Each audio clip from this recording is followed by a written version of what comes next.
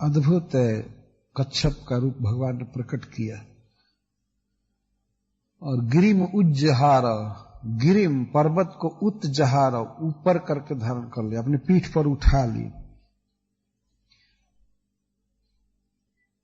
इस वर्णन से ऐसा लगता है कि अजित भगवान पहले कच्छप अवतार धारण किए और धारण करके और तब पानी में प्रवेश किए। सब लोग देख रहे थे कि भगवान कच्छप का रूप धारण करके प्रवेश किए और अजित भगवान एक अपने रूप से बैठे थे बाहर, लेकिन वही कच्छप का रूप धारण करके दूध में प्रवेश किए, समुद्र में प्रवेश किए और फिर प्रवेश करने के बाद कुछ देर के बाद लोगों ने देखा कि पर्वत उठ गया अपने आप। यह है ईश्वर की दुरंत शक्ति।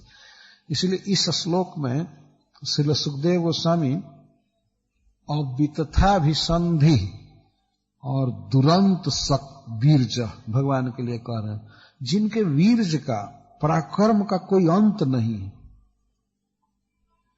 और जिनका संकल्प कभी व्यर्थ नहीं होता। अवितथ अभिसंधि दुरंत वीर्ज, और सबके वीर्ज की एक सीमा है। कोई मनुष्य कितना वजन उठा सकता है, तो इस संसार में कितना ज्यादा से ज्यादा वजन उठाने वाले लोग होंगे तो कितना उठाएंगे। खूब उठाने वाला होगा तो 2-4 क्विंटल से ज्यादा नहीं उठा सकता। मनुष्यों में इससे अधिक शक्ति का कोई नहीं होगा। उसके पास वीर्य है वजन उठाने की, लेकिन कितना, एक अंत है, और अंत वो भी बहुत कम सीमा पर ही अंत हो जाता। क्या कोई इतना बड़ा शरीर प्रकट करेगा, और कोई अपने शरीर को कितना फैलाएगा, कितना शक्ति है। ज्यादा से ज्यादा बांह फैला कर इतना करेगा, लेकिन कह दिया जाए कि जरा 1 माइल में अपने को कर लो, तब ये कोई कर सकता है? भगवान चाहे तो अपने को 1 लाख योजन में कर लिए। 1 योजन 4 कोस का होता है, 4 कोस मतलब 8 माइल। तो इस हिसाब से भगवान अपना प्रस्तार किए, विस्तार किए। इसी अवसर पर सुखदेव गोस्वामी कहते हैं अनंत वीर्य और अवितथाभिसंधि, ये सब शब्द विचारणीय है भक्तों के द्वारा। भगवान की अनंत शक्ति है, अनंत सब कुछ है, अमोघ संकल्प, और कोई ऐसा नहीं कर सकता। सारे देवता तो निराश होकर के तट पर बैठ करके रो रहे थे, वो क्या करते? सब मिल करके भी पर्वत को निकालने में समर्थ नहीं थे, और देवताओं के पास एक केवल भगवान के तरफ देखना और रोने के अलावा और कोई उपाय नहीं था। परंतु भगवान के पास क्या क्या उपाय है,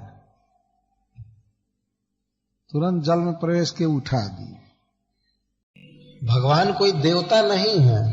गजेंद्र जी इसके पहले कहे हैं कि भगवान न देवता है, न दैत्य है, न मनुष्य है, न पशु पक्षी है, न नपुंसक है, और न तो स्त्री है, न पुरुष है। भगवान केवल भगवान है। भगवान एक ही है, इसलिए उनको क्या कहेंगे। मनुष्य से भिन्न है और देवताओं से भी भिन्न है, परंतु देव वरम भगवान को कहा जा रहा है। देव वरम का एक अर्थ होता है देवताओं के द्वारा वरणीय। देवता वे हैं जो संसार में और सब कुछ त्याग कर भगवान को वरण करते हैं, भगवान को सब कुछ मानकर अपने जीवन में अपनाते हैं। वासुदेवः सर्वमिति स महात्मा सुदुर्लभः, जिसके जीवन में वासुदेव श्री कृष्ण ही सब कुछ हैं, वही सुख है, वही आनंद है, वही अपने बंधु हैं, प्रभु हैं, सब कुछ वही है। यह मान करके जो व्यक्ति भगवान को स्वीकार करता है, ये कहा जाएगा कि उसने वर्ण किया भगवान को।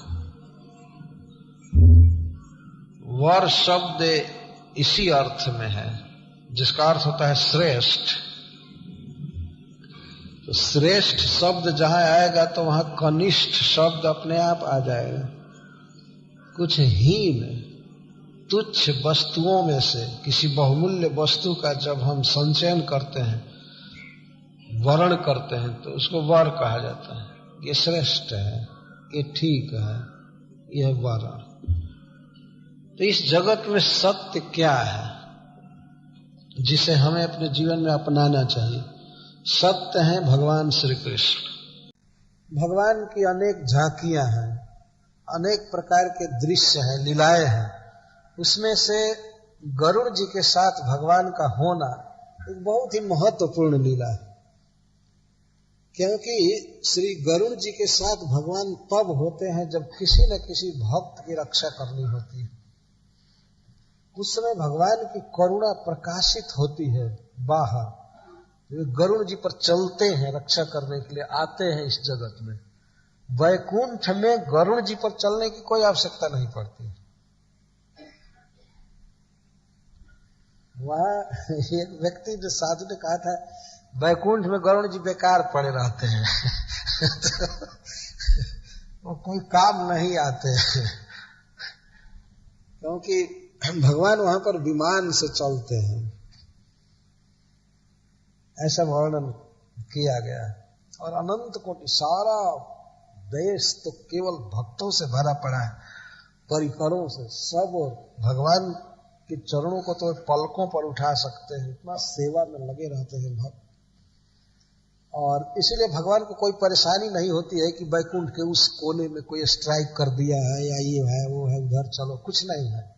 वहां केवल आनंद ही आनंद है, सुखमय स्थिति।